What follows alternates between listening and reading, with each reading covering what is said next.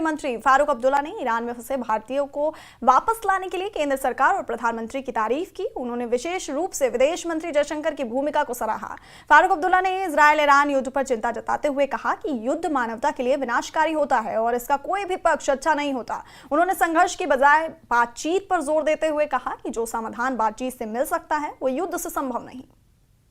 और जयशंकर जी ने जो काम किया है जिसमें इन सबको ले आए हैं और जो बाकी रह गए वो भी ले आएंगे, ये बहुत एक बड़ा काम किया। मैं कहूँ कि कोई भी लड़ाई इंसान के लिए अच्छी नहीं होती, इसके असर बुरे होते हैं। बातचीत से जो बात हो सकती है वो लड़ाई से नहीं हो सकती। कर लें लड़ाई जितनी कर सकते हैं करें।